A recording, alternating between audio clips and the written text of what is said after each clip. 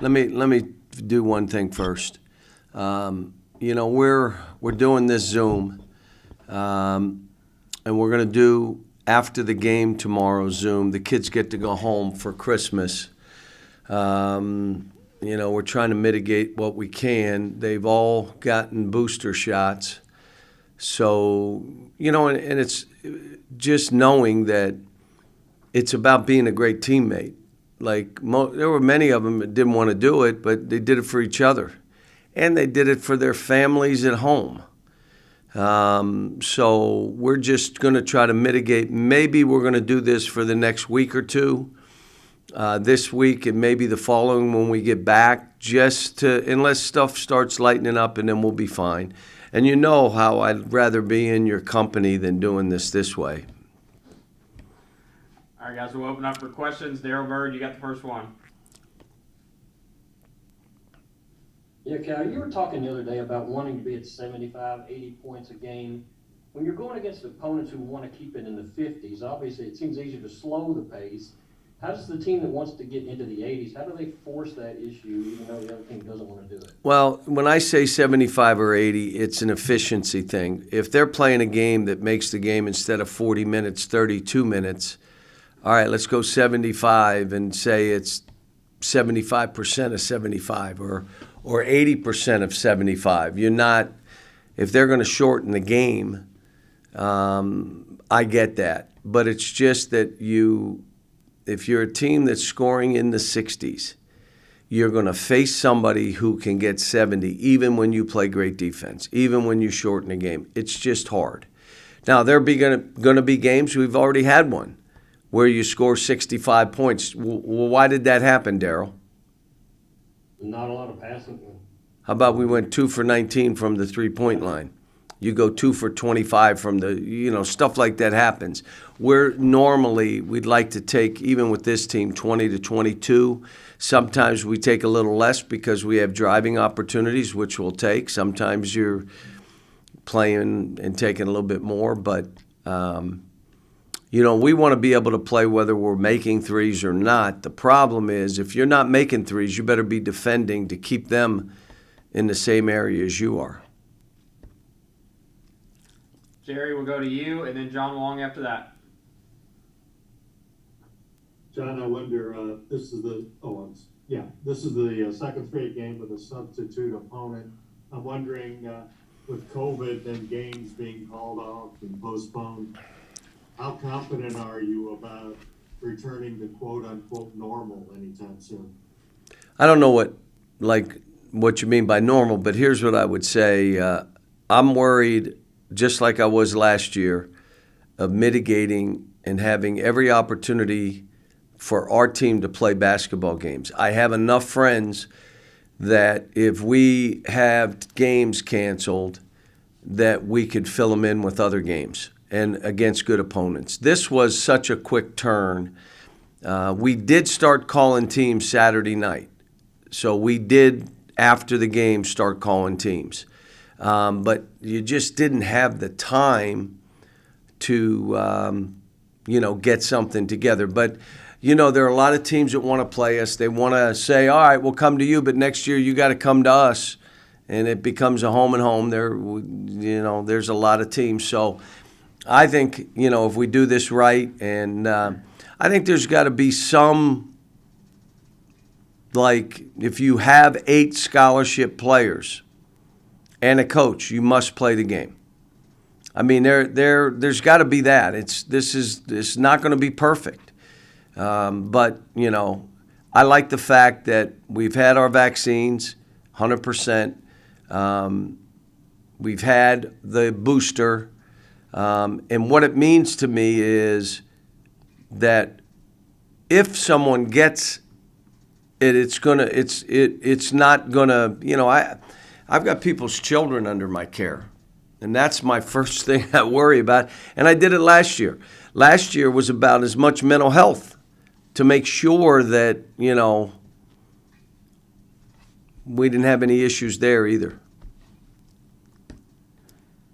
John Long, we'll go to you, then John Hale. John, other than the tornado relief aspects of this game, which I think we all agree is a huge aspect, it seemed to me you had a lot to lose and not a whole lot to gain by scheduling Western. Do you feel that way? And what went through your mind as you went through that process? Well, the two things that happened, I first of all said, we got to have, this building sold out. We have to try to get the best team we can get. We can make it about West Kentucky with another, big-time opponent. But as you went through the list, there were none that were willing. And then it became, well, to what level do we do all this? And is there a chance we say we're going to postpone the game and not play anybody? Well, that kind of went out the window right away if we could get a good opponent. And now with Western, the history of their program in our state, the respect they get within our state and even nationally, people still remember Western Kentucky and Coach Diddle and the red towel and all the stuff. I mean, you talk about a top program. And what they're doing now is they got a good team. I mean, they beat Mississippi good. They beat Louisville good. Louisville made some threes to make it close. I mean, this is a team, the leading shot blockers, shooters, they're well coached. Rick does a great job, always has. And you're right. This is a dangerous, I don't want to call it a no-win because it's a win. Playing the game is a win. We're playing basketball. And the other thing that's a win, let's really bring light and honor to West Kentucky and do it in a way where the country's watching. So I don't, someone's got to lose the game unless we can go tie. I'd take a tie. But it's still going to be something special. And I think whoever's in the arena, those people are going to say, wow, this was special. I'm so happy I'm here, and maybe this worked out for the best. John Hale, go ahead, then Kyle Tucker. Cal, do you have any hope that Louisville game gets rescheduled at some point this year? Well, if there's cancellations and there's an opportunity, obviously we'd play it. So, but we just don't know where this is all going. If that game's not played, do you have a feel yet for where it should be played next year? Yeah, it should be played here. I mean, didn't we do that in football? Yes. So I imagine we could do it in basketball. Kyle, go ahead.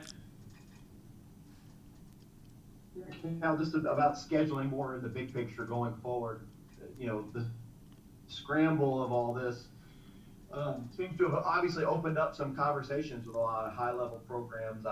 Gonzaga, Ohio State, Texas were kind of floated out there, others, Wisconsin maybe. Has this process of what happened yesterday and in the couple days leading up to now, made you think about some possibilities going forward for just the regularly scheduled home schedule, bringing an opponent like that to Rupp and also maybe returning? It seemed like that was on the table. Well, that's look, when I called the people I called, I had to make that available. And I also told them, you understand we don't take this program just to any place on the road. We don't do that. And I'm willing to come to you next year if you'll come to us this year. Now, what else? What was the other fly in the ointment? TV, What? television. Nah, not really. Beating North Carolina by 30. Yes, that was the fly in the ointment. And now I told the guys, you screwed this up. They go, what? You screwed this up. You beat them so good, no one will play us now. They think that's who we are. I sent them tape of Notre Dame. They didn't want to see it.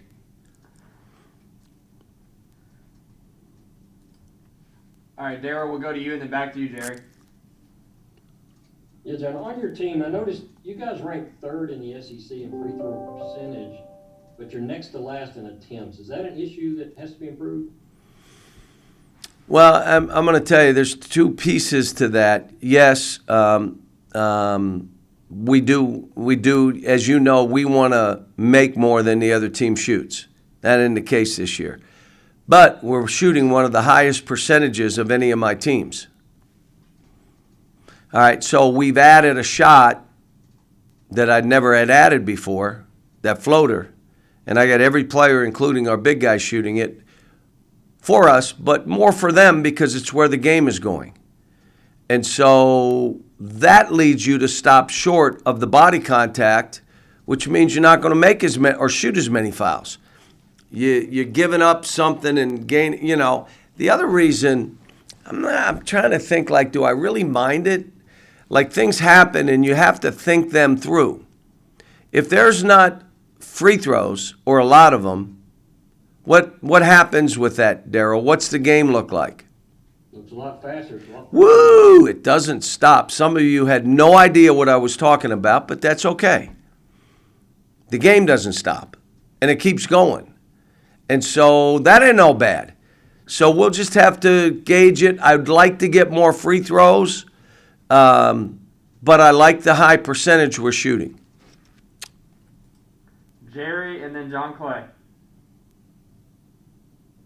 John, on the radio show, you mentioned the 7'5" guy that Western has. How He's 7'5" too, Jerry. He's not.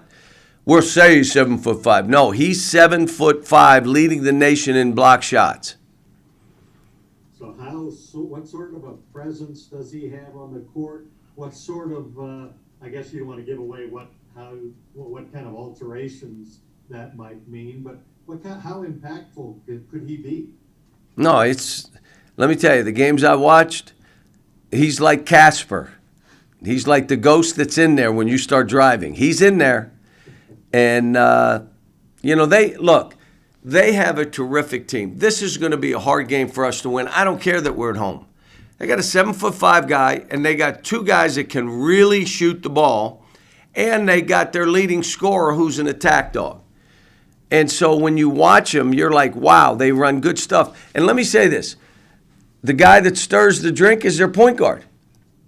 He might be the most effective player and in controlling the game and scoring baskets. I mean, I've gotten now to watch tape. And again, if you want to know about Ohio State, you ask me. I got all that I need to know. How about Louisville? Oh, yeah, I watched about 5 tapes of theirs. I can tell you about Louisville.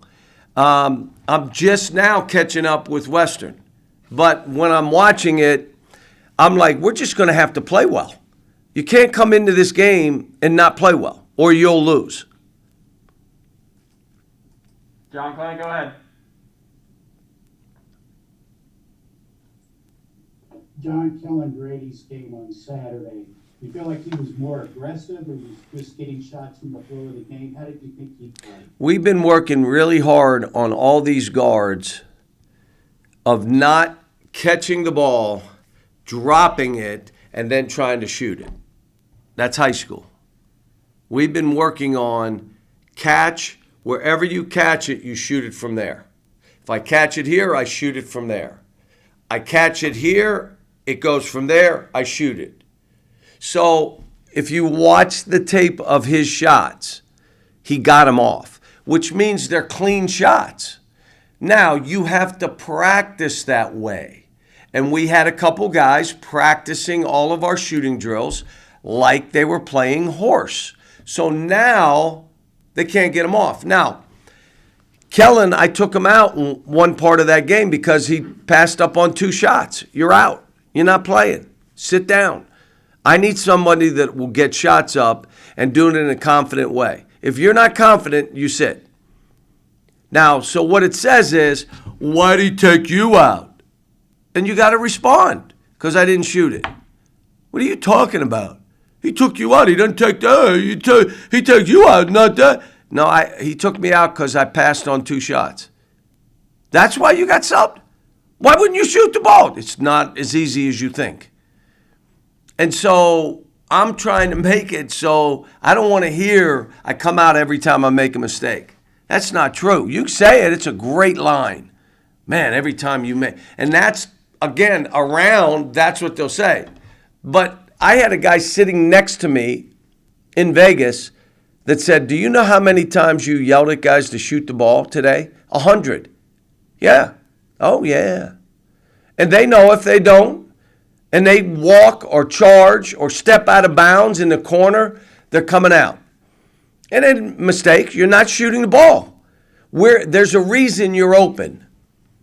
Shoot the ball. Guys, we got time for one or maybe two more, so we get the players in here. John, I don't think you've had a second question, so we'll go to you.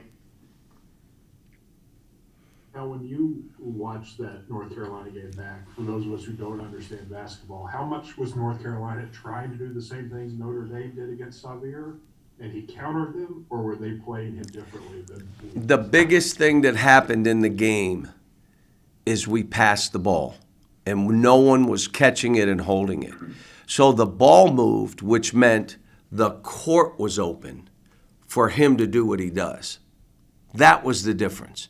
Against Notre Dame, everybody was going to make the play because they got the phone calls and you got to do. And now all of a sudden you caught it, and I call it you rip to your hip because I have to make the play. Versus catch it, swing it, swing it. He attacks to me, to him. I got 3-4 calls on how we passed the ball to each other. Now, part of that is we spent 3 days really driving it. And, again, if you're a guy that keeps holding the ball, you can't be in. You can't be in. Move that ball. Again, guys are getting better. I think they did some of the same stuff, or at least had planned on it, including what they did in their press attack. So you knew they watched the tape. But the other thing that happened, we made a couple shots. Like, you don't have to make them all. Don't miss them all. Yeah, all of them. You can't miss them all. And now all of a sudden it becomes contagious. You make one, the next guy, all of a sudden there's a gap. You're up 16 versus the whole game is 4 or 5 points because every time you're wide open, you're missing badly. And so that was a big piece of it. By us making shots, what did it do to their defense? They got to go out here now. Well, if you don't make shots, they're saying let him shoot. If he shoots, he plays for us. You want that on the scouting report if you're a player? So I'm proud of these guys, how they came back, because they imposed their will, and that's what we've done here. They had a swagger. That's who we are here. But now you have to verify it by doing it again. That's how you verify. I like the bounce back from Notre Dame. I like what I saw. I like this team. I thought they would trap Oscar, and they really didn't. So that showed respect of other guys. It'll be interesting to see what Western does. Part of the thing is, great game for us because we're going against the zone. And you guys know that I say, I don't mind playing zone because it makes you do what? Pass the ball. It makes you pass the ball. I didn't have to yell pass. So what are you going to hold it, let him zone? Hold it, let him set. Hold it, let him set. That ball got to move and bounce and in and skip and over. Drive, find somebody. I love it. So we're going to play zone. They play 2-3. They play some 1-3-1. Try to keep the big kid near the basket. Smart move. But again, for us, it's what we need to face right now.